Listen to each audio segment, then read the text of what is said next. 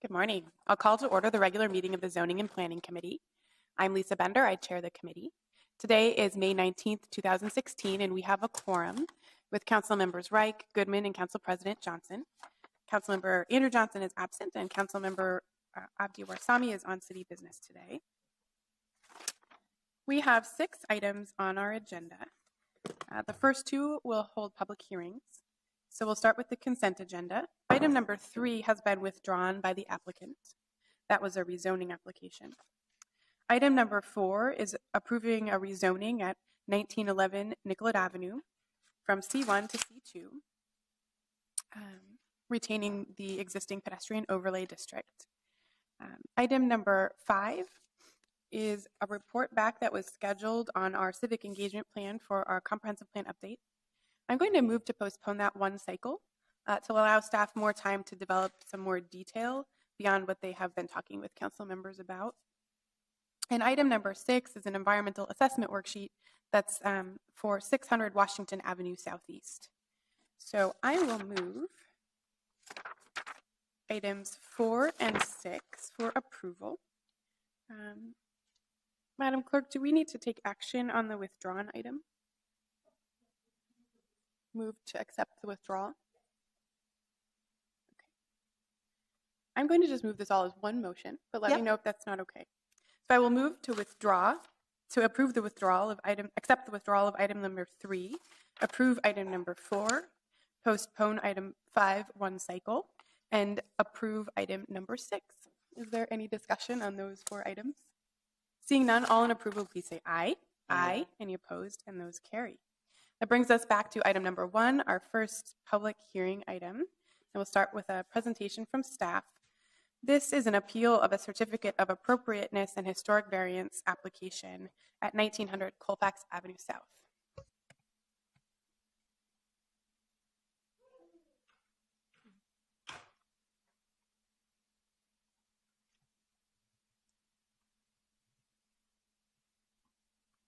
Good morning, council members. You are here this morning to consider an appeal submitted by the St. Paul Development Corporation regarding the April 19th, 2016 decision of the Heritage Preservation Commission to deny a certificate of appropriateness application to construct a new 4-story, 5-unit residential building on the southern half of the property next to the F.E. Day House, which is an individual landmark, and a historic variance to maintain the existing setbacks from the interior property line of the F.E. Day House located at 1900 Colfax Avenue South. These are photos of the F.E. Day House, which is the individual landmark. And this is at 1900 Colfax. And I wanted to show you the survey of the property as this will come into the conversation or my presentation this morning. This is the 1900 Colfax Avenue South property. There is a second platted lot, historically had an address of 1906 Colfax Avenue South. The HPC denied the applications for 3 reasons. First, the proposed development would be incompatible with the preservation of the property and other properties in the area.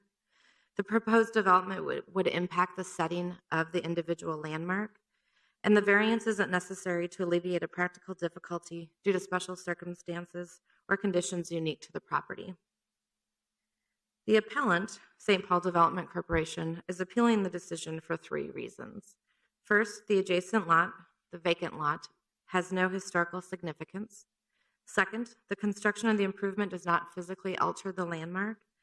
And lastly, the side yard setback for the landmark's interior property line is historically consistent.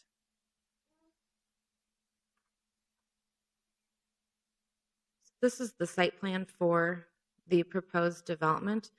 This is the this is the F.E. Day House at 1900 Colfax. There is an existing garage on the property. This is where the proposed development at 1906 would be built. That is that southern half of the lot that is vacant. However, there is a 4-car garage on the property. So I guess it's not vacant, but it is without a primary structure.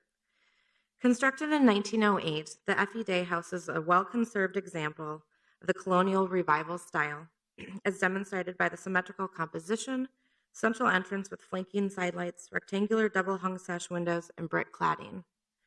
The house was designed by prolific Minneapolis architect Ernest C. Haley, who designed nearly 60 extant buildings in Minneapolis, many of which are located in the Groveland Addition, part of the Lowry Hill neighborhood. The F.E. Day House was designated in 2009. Again, the property consists of two platted lots that were originally addressed as 1900 and 1906 Colfax. The property at 1906 Colfax once had a house on it. The house was built in 1895 and was demolished in 1916. At some point in the past, the two properties were combined under one tax identification number, but were never platted as one property. The landmark building is located on the 1900 Colfax lot. As part of the development, the applicant will reestablish the tax identification number for both platted lots, therefore establishing the interior property line again. The applicant is proposing to construct this 4-story, 5-unit building. This is the F.E. Day House, and this is the adjacent apartment building to the south. So this is the proposed new development. And then these are the other sides of the proposed new development.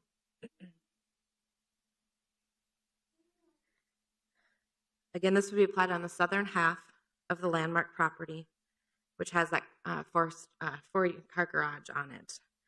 The new building is of a simple modern style. The building will be rectangular in form with a primarily flat roof. Here are some renderings. The entrance and staircase element will have a low hip roof. There will be balconies on the front of the building. The exterior materials of the building include horizontal lap siding and metal shingles attached in a diamond pattern.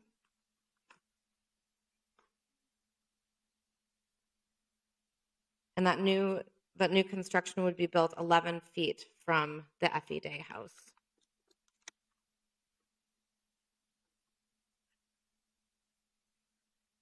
It's important to note that the applicant is not proposing to make any exterior modifications to the landmark building.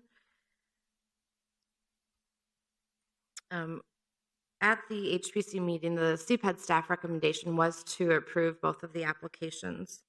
And the reasons for that were that the proposed new construction will not physically alter the landmark and therefore will continue to support the criteria of significance and period of significance for which it was designated. The F.E. Day House is significant for its architecture, the architect who built it, and its association with progressive era social history. Although when the property was designated, the southern lot was empty other than the garage, this was not noted as an integral part to the significance of the landmark.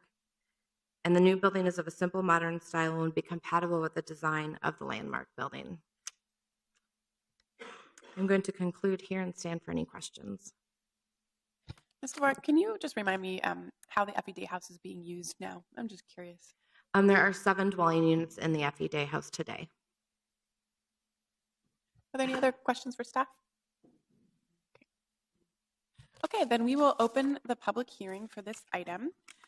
We should start with the applicant, so if anyone would like to come up from the applicant team. And then we do have a few people signed in to speak as well, and everyone will get a chance to speak. Good morning, Chair Bender and members of the committee. My name is Sylvia Frank. I'm representing the owner of the property. I'm with Carlson and Frank Architects, and we've been working with the owner to design the proposed project. I'd like to support this project. This project has been designed to fit the existing zoning requirements and doesn't require any variances. The zoning on this property has been set by the city, and the zoning reflects the city's feelings of how this property should be developed and what's compatible with its surrounding neighborhood. I would argue that the project as proposed is compatible with the surrounding neighborhood. In looking at the setbacks on the surrounding properties, going 300 feet in either direction along Colfax Avenue, they range from 0 feet to about 27 feet. And this property has a setback of 15 feet 6 inches to the balconies and 19 feet to the structure of the building. So it's well within the range of what setbacks are. As far as the height goes on the building, it reflects what you see in the neighborhood. The structures run from 2 stories up to 4 stories. And within a block of this structure is a high-rise building. So I'd argue that both with setbacks and with height of the building, it's compatible with the surrounding neighborhood. As Ms. Dvorak mentioned, there is a history on this lot, and these 2 properties were originally platted as 2 separate 50-foot wide lots. And this reflects what you see in the surrounding neighborhood. It's typically a pattern of 50-foot wide lots with a house on each lot. That's historically the way this area was developed. Colfax Avenue doesn't have an alley. The blocks on either side of Colfax don't have an alley. So typically these houses were developed so that they'd be set back, say, 4 feet from the side property line, and they'd have a wider setback on the opposite side to allow room for a driveway. So this really fit the development of the day house here, fit within an existing pattern, established pattern of 1 house per lot. When the designation study was done for this property, we think that there was an oversight or an error made in designating the lot to the south. As was mentioned, this house on the lot to the south of the day house site was built in 1896, and it existed there until after the day house was built. It was demolished in 1916. The Days never owned this property. These 2 lots have existed as separate lots since they were platted. At some point in time, they came under 1 tax ID number. But that doesn't mean that they suddenly became separate. They became joined. So in looking back at how this lot might have been designated as part of the historic property, I have asked what the Minneapolis guidelines are for designating historic sites, individual sites. And I was told that Minneapolis doesn't have its own set of guidelines. They rely on the Department of Interior guidelines when they designate historic sites.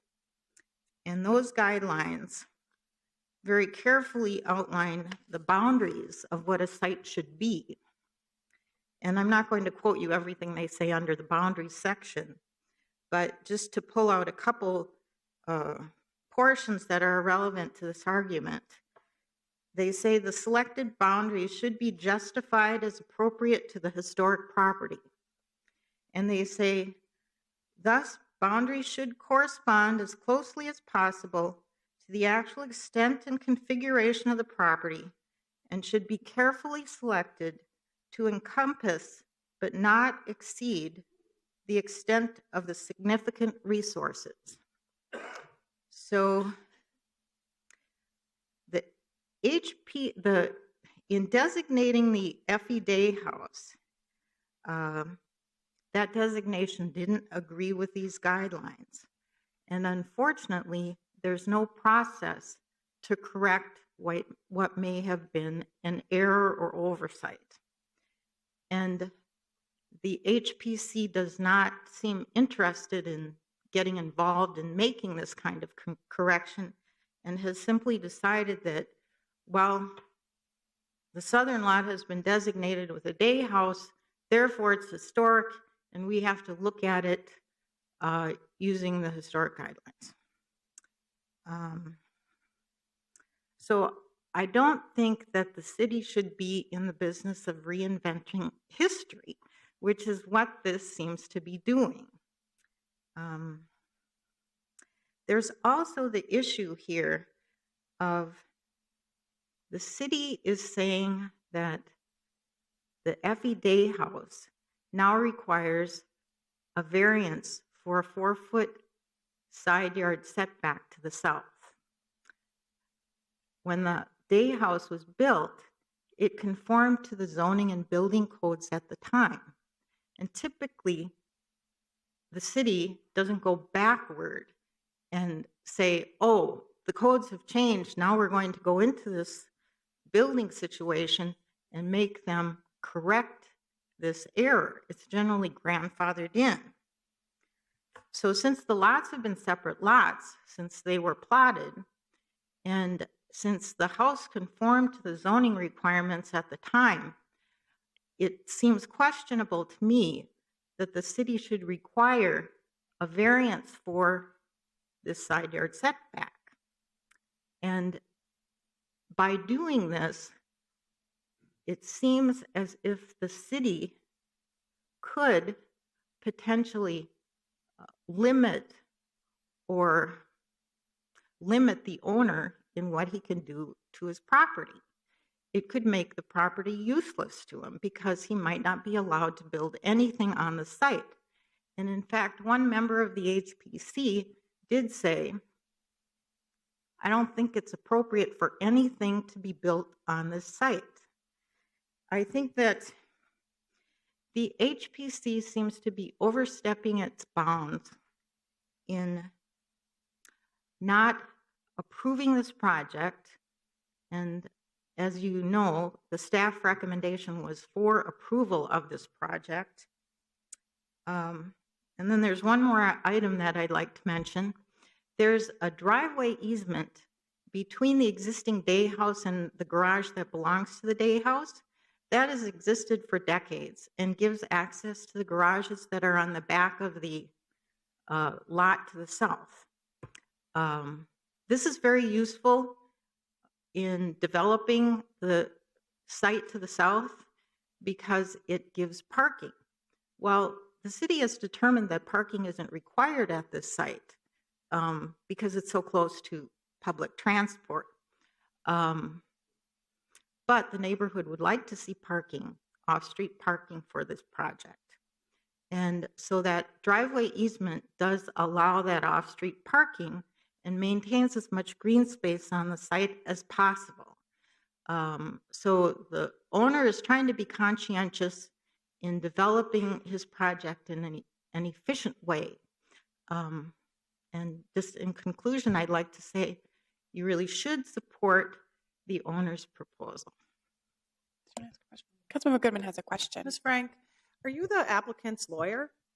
No, So I'm you're his architect. So why didn't you speak to any of the architectural issues and you're speaking to the designation issues? I see Mr. Meyer here. I'm wondering if you're offering a legal opinion and I should be asking you my question with regard to the legal opinion, but it sounds like you're not a lawyer. No, I'd be happy to address architectural questions you have about the project. It was your testimony. If you're the architect, I would assume your testimony would have been about the historic character of the house next door, how the materials do or do not comport with the Secretary of Interior standards, how the height does or does not influence the houses on either side. You didn't speak to any of that. You gave us your opinion with regard to the designation. Were you around for the designation in 2010? Was I, pardon? Did you work for the St. Paul Development Corporation in 2010? Were you familiar with the designation or part of it? Yes or no? Not an attorney. I'm an architect. Mm-hmm. I have to tell you, I'm the former chair of the St. Paul HPC. I'm aware of what the HPC guidelines are and what the Department of Interior standards are. And they ask that the materials used on construction that's related or close to a historic building, they don't have to exactly match what's there. If you're connecting to a historic building, they want to maintain the character of the existing building and have a definition between the two, the new and the old, defined. So we aren't touching that building. The materials that are proposed for this project are lap siding, horizontal lap siding, that's very much like other houses in the neighborhood, and shingles up above. These are materials that you'd find on homes around the neighborhood, in the surrounding neighborhood. Madam Chair, Ms. Frank, how does your proposed design fit with the scale and proportion and massing of the historic property next door? And how does it comport with the materials on both sides of this lot? The materials, I believe, are brick. Yes, they are brick, but one house beyond the apartment building to the south, a couple of houses there have horizontal lap siding. And the house immediately across Lincoln Avenue from the Day House has horizontal lap siding. And it's from about the same era as the Day House. So really, horizontal lap siding is not incompatible with what you see immediately across the street and within 100 feet or less of this site. But it's not next door, and it's not, Mr. McCarty, they're filming this for the whole public to see, so you don't have to film it on your phone, because you'll be able to get access to the tape to this later, just so you know. The buildings on both sides are brick. It says in the Secretary of Interior standards that the new work shouldn't look like it's old, but should have features, size, scale, and proportion and massing to protect the integrity of the property and its environment. So how does this design, its height and scale, match with the historic context, which I would say is of the house next door? Well, if you pull up the elevations of the buildings side by side, you can see how it relates to the building, the Day House next door. It doesn't relate. That's why I'm asking you, how does it relate? Tell me how. I must be the only one who thinks that something taller and kind of odd, partial modern fits in the context with the houses on either side, or the apartment building and the house on the other side. I think you need to look at the immediate neighborhood, not just the buildings to either side. And if you go kitty corner across the street to the northeast, there are stucco buildings that are 4 stories high, some townhouse projects. There's a mix of materials in this neighborhood. So your testimony I guess is my it doesn't argument matter. Is this, that if this lot has been improperly designated as a historic property, then it shouldn't fall under the HPC guidelines. Okay, Mr. Nelson, Madam Chair, we can review this. I don't have any more questions for Ms. Frank. Maybe I want Mr. Nelson to speak to whether or not this house was improperly designated, because I can go through the history of this. And in fact, Mr. McCarty and his lawyer sued the city over this designation and lost. And in fact, in the context of this designation study, the legally described lots were lots 1 and 2, which is the lot next door, and that was not appealed at that time. So we're not going to be relitigating whether or not the house was designated. It was. Mr. Nelson, can you speak to this? Sure, Madam Chair, Councilmember Goodman. I think the real issue here is that the opportunity to challenge the designation in any fashion has passed. You're correct. It was the subject of a lawsuit in 2010 that alleged various notice defects with regard to the denial of a demolition permit, as well as the designation. And the city was awarded summary judgment, and that was not appealed. In addition, designation decisions are considered quasi-judicial decisions by the courts. And so in order to challenge a designation, it must be done by writ of cert to the Court of Appeals within 60 days of that decision. And that was not done here. So whether the applicant likes it or not, the designated property is 1900 Colfax, which is a designated double lot. And so that's where we sit today. Just noting also that in looking back at the record, that the City Council's resolution when it was designated actually, I think, made it explicitly clear.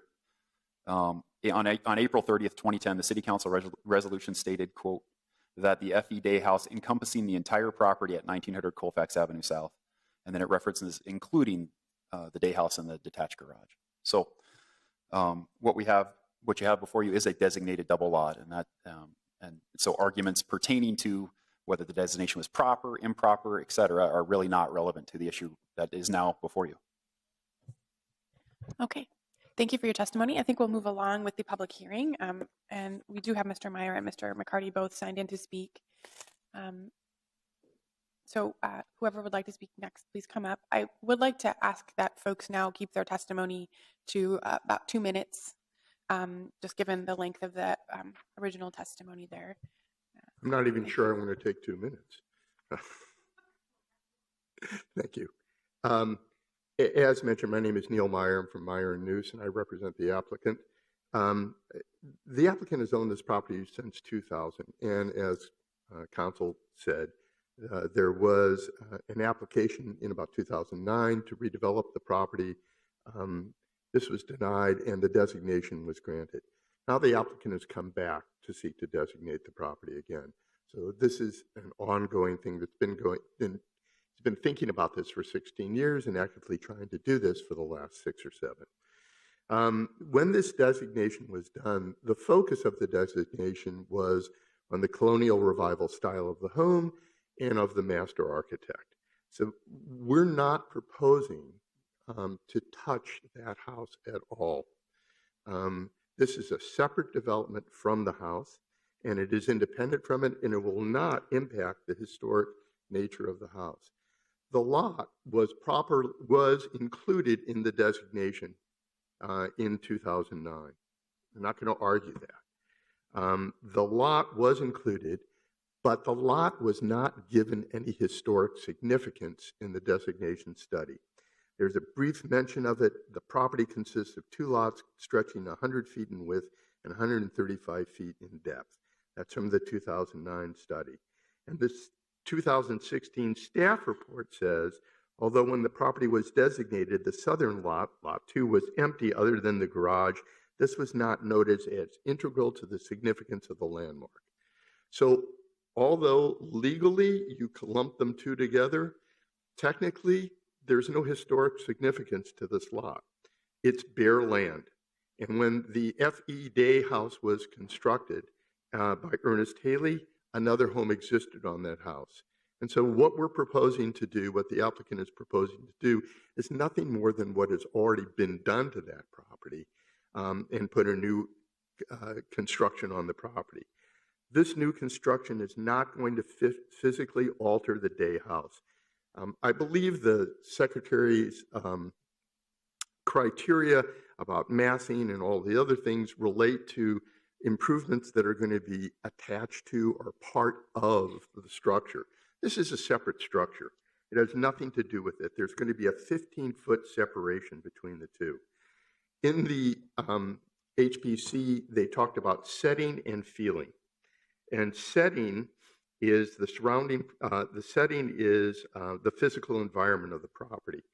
And as noted in the designation study in 2009, the setting of the surroundings of the property is partially intact. The property is adjacent to an area of transition from higher density apartment buildings to detached single-family dwellings. The properties to the south of these buildings are mid-rise family structures dating to the mid-20th century. And feeling is a property's expression of the aesthetic or historic sense of a particular period. And noted in the 2009 study, the transitioning neighborhood that surrounds the property diminishes the feeling of cohesiveness.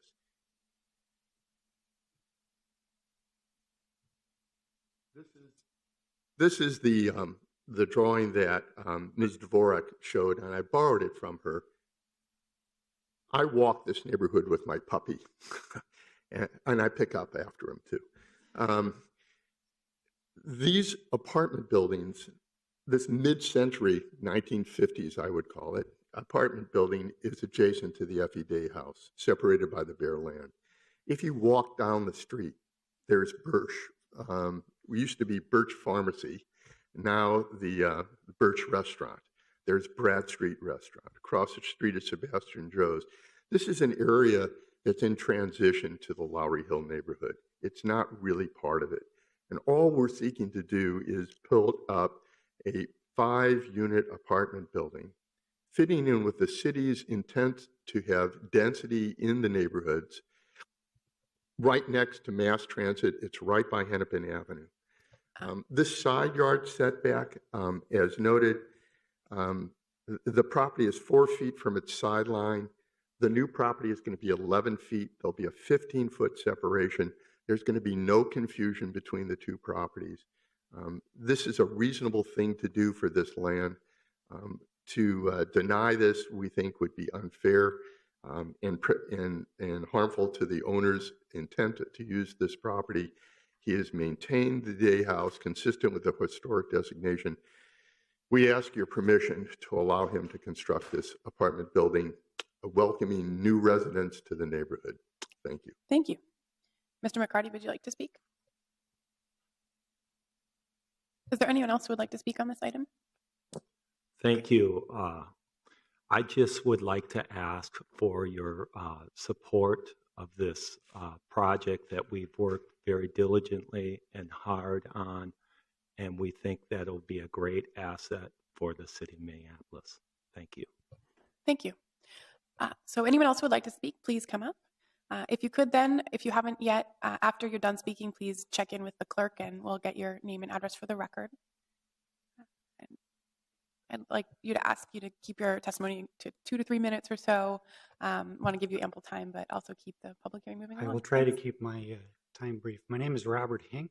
I live at 1820 Colfax, the property directly to the north of the Effie Day house across Lincoln. I'm speaking here today as one who I believe is uniquely qualified. As a lifelong resident, I have lived in this property my entire life for nearly 60 years.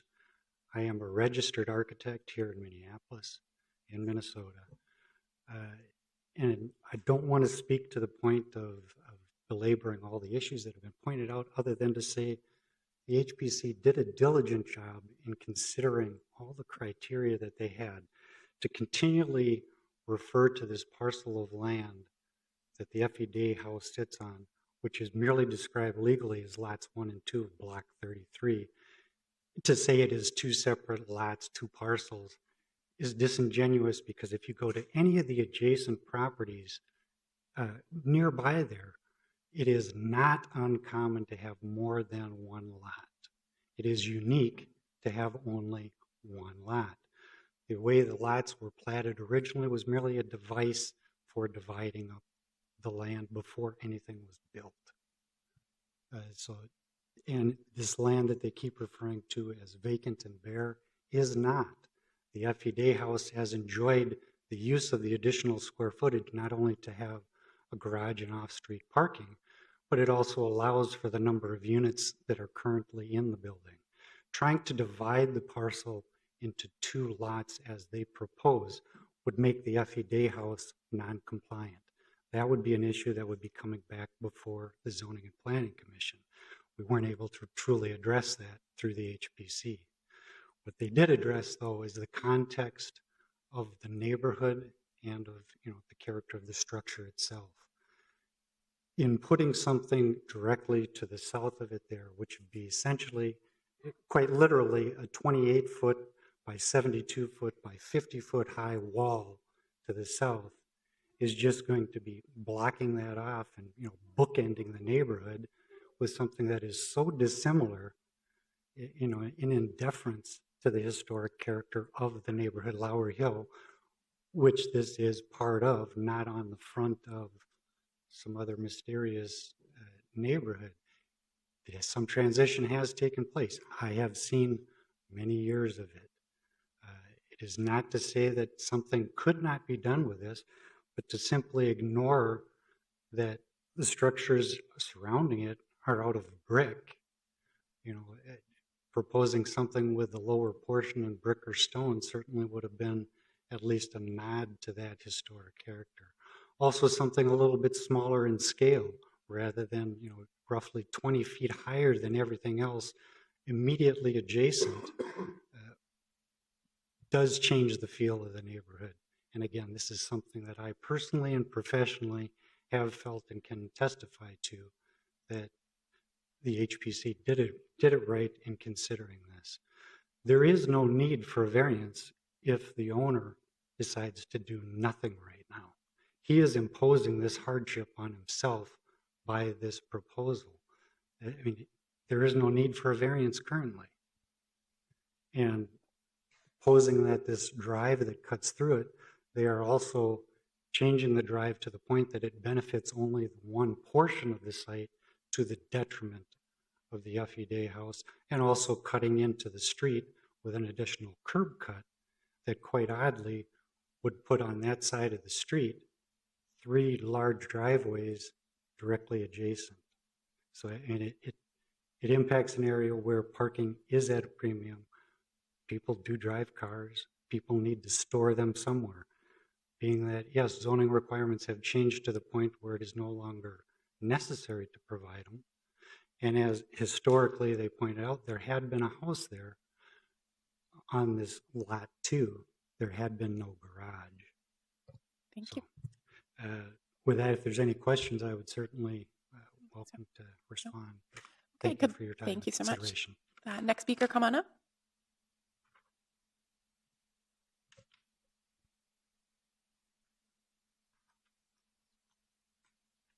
Hello, my name is Jane Dietrich, and I live at 1821 DuPont Avenue South. I'm just around the corner from the Day House. And our house was built in 1899, and the beautiful house at 1900 Colfax, since if we wouldn't be talking about it if the owner would have been allowed to tear it down and build an apartment house there in 1910 or before that. So we're happy to have that house. We drive down Colfax and you see this beautiful house, and it's reminiscent of all the other beautiful houses in the neighborhood. And one of the nice things that's happened since we bought our house in 1992 is that people have taken more pride in their houses, I think, at least in that part of Lowry Hill, and they've improved their houses and their taxes have gone up, so that's good, and for the city or for the county. And anyway, we do take pride, and I think that this development would be a blight on the neighborhood. It doesn't fit in. The existing house is beautiful and has a lot of tenants already. And one of the things that is of concern to me is that the block is extremely congested on Colfax. There's nowhere to park in Colfax. And parking is restricted. Excuse me. Trucks and vans often block the street while unloading goods for the restaurants. And street parking is not only limited on Colfax, but also on Lincoln and on DuPont. It is often difficult for visitors to my home to find a place to park. The driveway to 1900 Colfax exits on Lincoln across from my backyard and will probably be used as an entrance exit from the new building, which means that Lincoln will be even busier than it is now. And visitors to that new building will be looking for a place to park on the street. For example, yesterday, I went out and counted the cars that were parked on Lincoln between DuPont and Colfax, and there were 11 cars parked there at 4 p.m. in the afternoon. To me, this is an outrageous proposal by owners who care nothing about our neighborhood and only care about the amount of money they can squeeze from their house at 1900 Colfax. Why should we allow a developer from another city to diminish our neighborhood? Thank you. Thank you. Would anyone else like to speak? Pardon me? Would anyone else like to speak? No problem. Could I use the visual aid? Yep. You can just put the items on the screen there, and then they should appear. Yep. Okay. And then just a reminder for folks who are speaking to please check in with the clerk so we get your information. I have a couple to show you. Pictures are usually helpful. My name is Tony DeRamo. I am a resident of 1920 Colfax Avenue South. I'm just down the street. I'm a 26-year resident of Lowry Hill, a property owner, and a Lowry Hill Neighborhood Association board member. I'm not speaking for the board today, but I am a member. I asked the committee to deny the appeal to build the 4-story apartment building in the side yard of 1900 Colfax. The 1900 block of Colfax Avenue South serves as a gateway and a buffer to historic Lowry Hill. Over the years, the block has been abused by teardowns and constructions of structures inappropriate and incongruous in both look and feel for this treasured old city neighborhood. I ask the committee deny the appeal.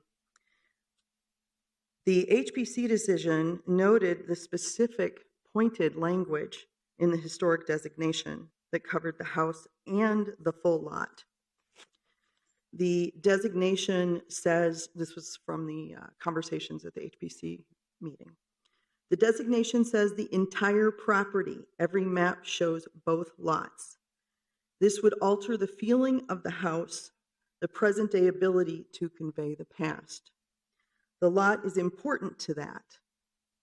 Whether or not we should question any building on the lot is appropriate. The commission had asked the applicant for some reconsiderations, which he ignored. The setbacks, I'm not certain that they are compliant. When you look at the protrusion of the balconies, they are inside the regular variances that they were talking about. The building to the south is closer to the sidewalk, but to me, a mistake from the past should not beget a mistake for the future.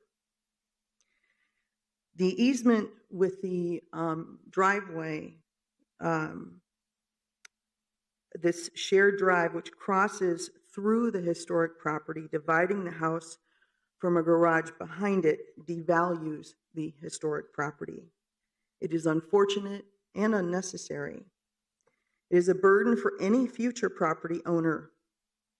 This is not, it's not similar to a shared driveway that we see sometimes with single-family homes in the neighborhood. With apartment buildings, 7 units in one, 5 units in the other, there is a lot more traffic and noise that would be going behind the house. The easement causes undue burden on the historic property. Parking issues will be exacerbated. The 1900 block of Colfax is a densely populated block, and it struggles massively with parking and traffic right now. And then although the parking requirements are technically fulfilled, and I understand the density things that the city is wanting to do, there's still a qualitative matter to consider. In practical use, not only will the design add new vehicles to the street from new residents, it will displace parking of the current tenants living in the 7 units in the apartment building, moving their cars to the street. This block has always been full of vehicles, and because of the density of the apartment buildings there. But in the last 2 years, the opening of 3 restaurants on the block, the Birch, Bradstreet, and Lowry Hill Meats, has added to the problem, and it now spills on to the other blocks as well. The Lowry Hill Neighborhood Association was not approached at all by the applicant. I cannot officially speak for the association, but I can say it is disappointing that the applicant did not make any effort to contact or converse with the neighborhood in this way. If I can ask some final thoughts, and then we need to keep the meeting. Yes, I understand, but they got a chance to speak, so we should get a chance to speak. But there was also a mention of what is down the street. This is the Effie Day house. This is another house that has apartments in it. They spoke of the high-rise to the south, but as you can see, that new building would be like up here and really change the streetscape.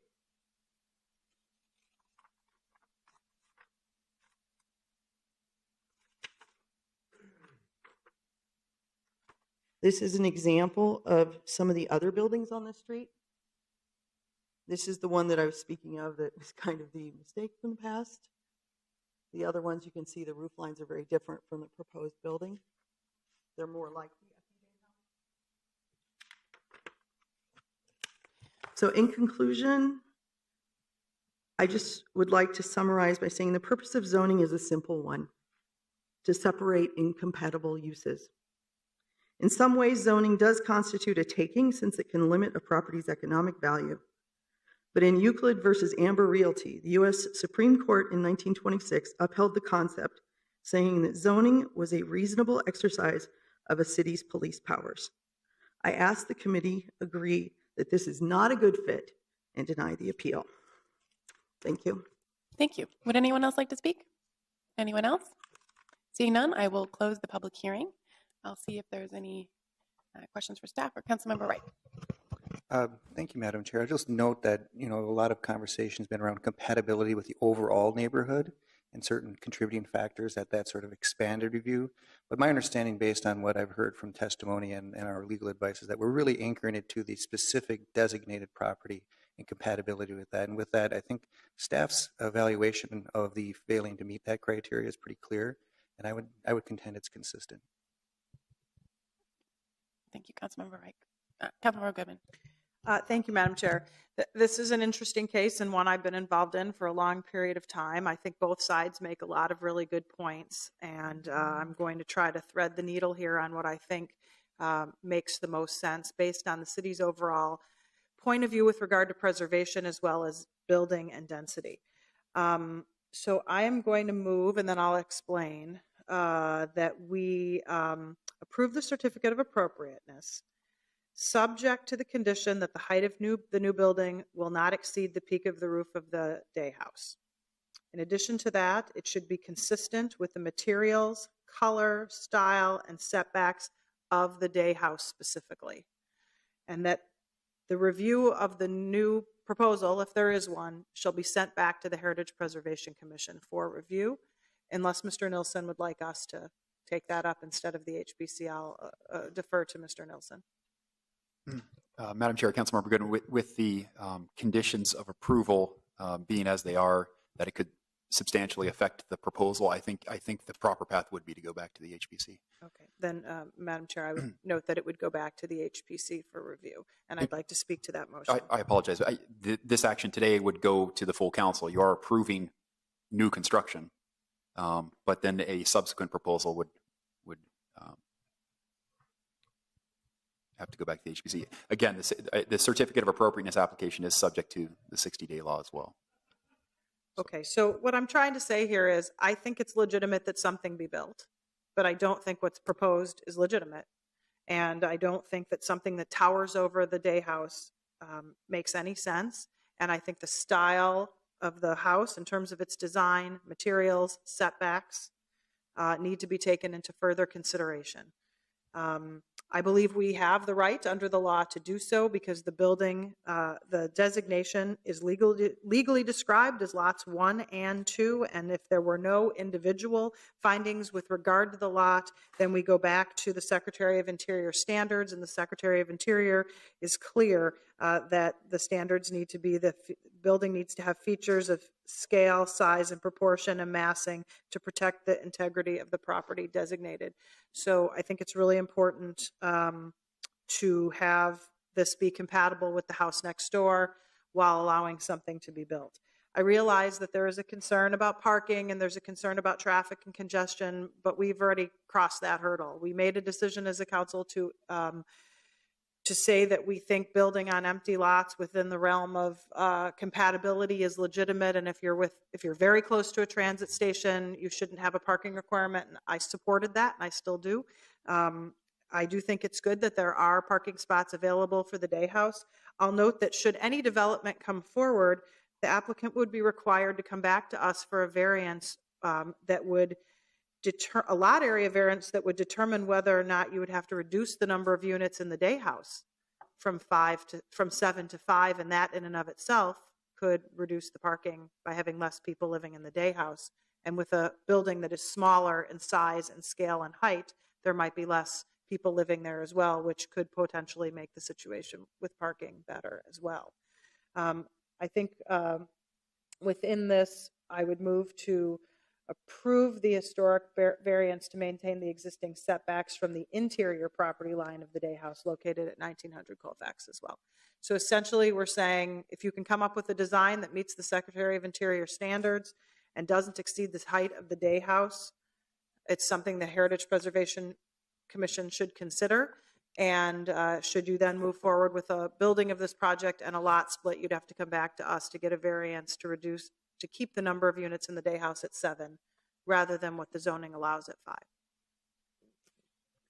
Okay, so Councilmember Goodman has moved to grant the appeal for the certificate of appropriateness, including several conditions, which will make sure that we get in writing to the clerk. Did anyone write them down as Councilmember Goodman was speaking? Madam Chair, I'm happy to work with the clerk after. I have some notes that I took during the testimony, so I can provide those notes. Excellent. And then as well as granting the appeal for the historic variance of the setback. Mr. Nielsen, I wanted to clarify, though, that one of the conditions was for further review of the revised design by the HPC, and you're saying that there is not time for that step to occur? We could consult with staff. I think that's unlikely, Chair Bender. You know, one of the things I think that the motion makes clear that the committee, should it approve the motion, is in favor of new construction, just that it hews closer to the Secretary of the Interior's guidelines according to this designated double lot and the landmark structure. So there, I think the potential review here, because it is a review that the HBC has not had the opportunity to have of that proposal, could be perhaps in just a sort of a committee of the whole format with the HBC, not a reformal application, because the council does have to take final action on this application, which requires action by the full council and mayor's signature. Okay. All right. And are we expecting that we would be able to have the new design by the time that the council votes, or we're just relying on our conditions to guide that final design, and we would then rely on staff to make sure that the conditions have been met? Yes, that's correct. You know, in past precedent where conditions are imposed related to design, we do often provide the authority with staff to ensure that those conditions are being complied with. In similar fashion here, I think there's a desire to have the HBC just look at this because they have not had that opportunity. Again, that could be done in sort of an informal format through a committee of the whole type scenario. Councilmember Goodman. Thank you, Madam Chair. Mr. Nielsen, I want to make sure there's some level of review because we have mentioned to the applicant multiple times that making the building smaller and making it more consistent with the character of the neighborhood is something that we potentially could support once all the facts were heard, and they've refused to do it multiple times. And they didn't even go to the neighborhood association and ask for their opinion. So how am I to trust that anything would come back that would be acceptable? Yep. Chair Bender, Councilmember Gooden, at some level, I would hope that the council would have faith in their professional planning staff, that there are staff that are familiar with the regulations and the Secretary of the Interior standards, and that should a new proposal be forthcoming, that you would have faith that staff could review that to ensure that it is compatible with those guidelines. Regardless, the conditions that you've suggested would have to be complied with in order to get us to get the certificate of appropriateness, to move on to the next phase of zoning review, to get the building permit. So the conditions are there. They would have to be complied with. It's just a matter of ensuring that they're complied with. I would suggest that staff has the ability to do that. If you would like additional review by the HBC, I think that I do think that makes some sense. But in terms of where we are at with the procedural posture today, I think that would have to occur in some sort of informal format, and not a whole new application process, which just effectively means we haven't taken final action today.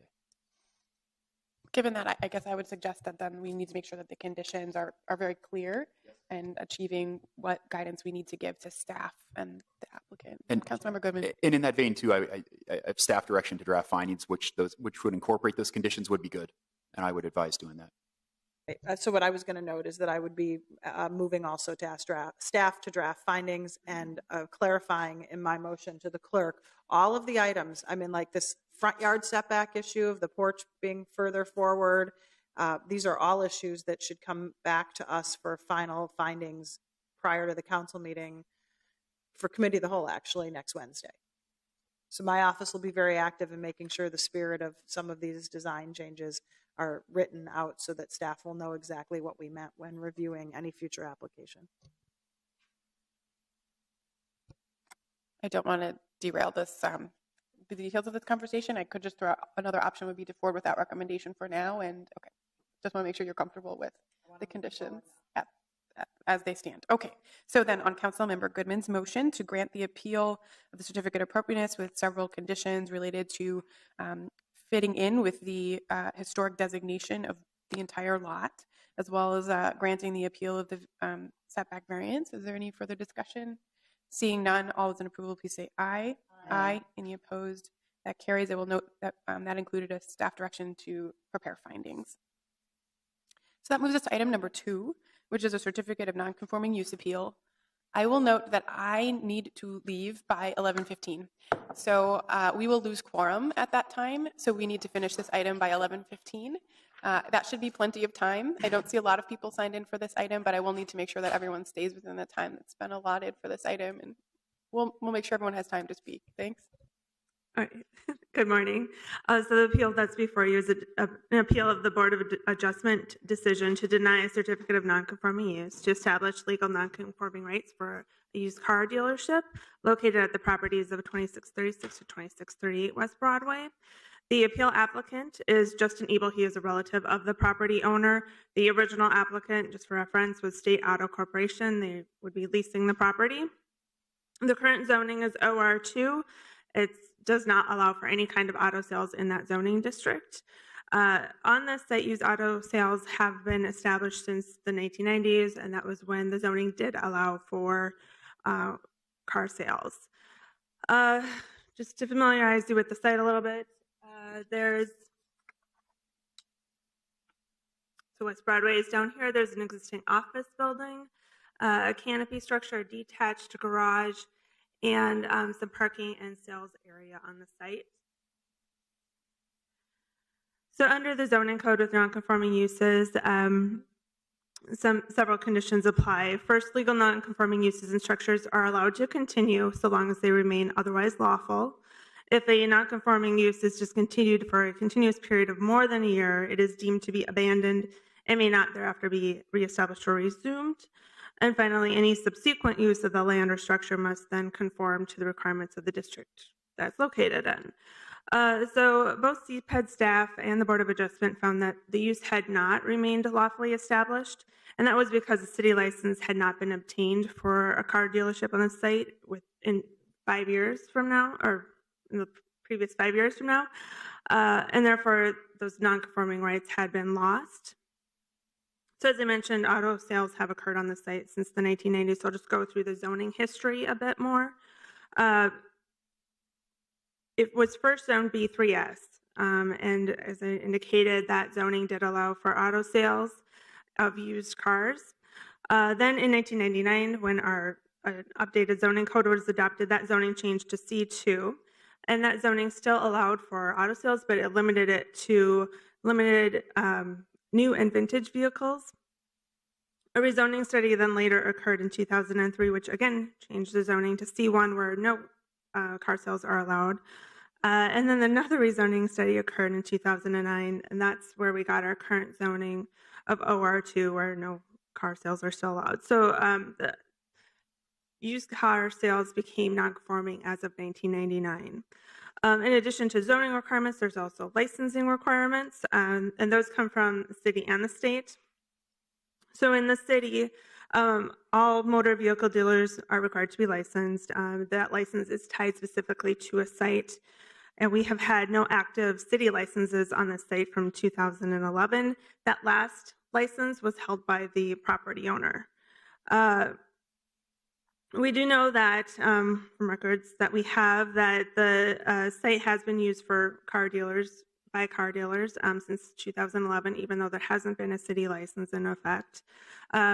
Records submitted by the applicant indicate that the dealers that were using the site did have state licenses. So during this time, city enforcement records show that attempts were made to notify the users of the site that a city license was required or needed to be obtained. In 2013, licensing had sent a notice to that dealer at that time that a license was required. That dealer came into the zoning office, we know, met with zoning staff. They were told that non-conforming rights had been lost because it had been 2 years since the last city license had been obtained. And then they did identify what options they had to rebut abandonment and retain non-conforming rights, but no action had been taken at that time. So then in 2014, licensing had sent the property owner a citation because the used car use had continued to operate. Again, no action had been taken to address the non-conforming issue. And then the last record we have is from this year, where our zoning office had sent a notice of non-compliance to the owner. So to address non-conforming issues and rebut abandonment, the applicant has to bear the burden of proof to illustrate clear and convincing evidence that the use of the property for the non-conforming use that's operating was not discontinued for more than 1 year and has remained otherwise lawful since 1999. With no city license being obtained since 2011, and that there were, and that the previous dealers and owners were made aware of these requirements, it was determined that auto sales have not been lawfully established since 2011. So that's the period, that's the issue, where they have to prove that they have not abandoned the use for the last 5 years. But the board concluded that the applicant failed to present clear and convincing evidence that the use of the property is illegal non-conforming use for the sale of used automobiles. So that's where it concluded. I can take any questions. Thank you, Ms. Bedmeyer. Just clarifying, OR2 allows for auto sales, but not used auto sales. Is that correct? Is that what you said? It allows for no auto sales. No auto sales. whatsoever. Okay, thank you. Any other questions for staff? Okay, there are none. So I will open the public hearing. I assume the person who signed in is from the applicant, Justin Ebel. Come on up, please. I'll ask you to keep your remarks to 10 minutes. Should be plenty of time.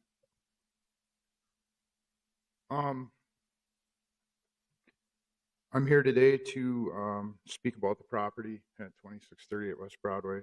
I put a map up to show that to the south is a gas station, to the north is a daycare. Our property has one way in, one way out. I just wanted to add to Ms. Winmer's statement that I did not receive any of the letters. The letters were all sent to the address, so they were sent to the occupant that was renting from me. And until this last one, when we were actually there, we received the letter and did comply with that to fix it. I sent a letter to Vince Auto Group, who was the last occupant, a certified letter stating that I wanted to see his dealer's license, bond, city license, and insurance to make sure that he was compliant. And I did not receive anything from him, so then I did, I got him out of there. I did evict him. To have a dealer's license down there, there must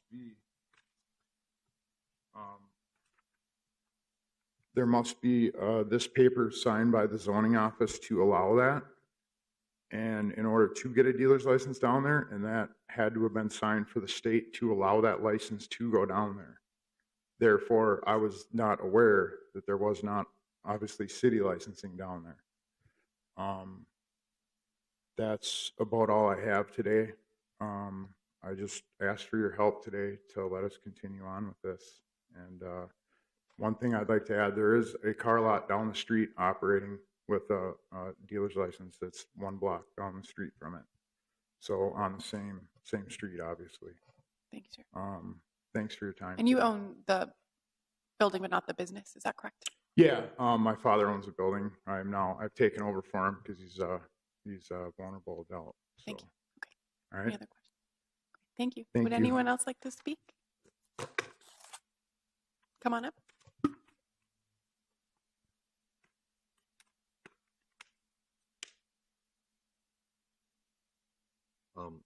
I've been there like 25 years, and if you didn't want to give somebody else a license, I guess I'd try to go back. I don't know what else I would. That property was for my retirement. Sir, And could you give us your name, please, and then? I'm Dale Ebel. Okay. Property owner. Gotcha. Thank you. 2638 West Broadway. And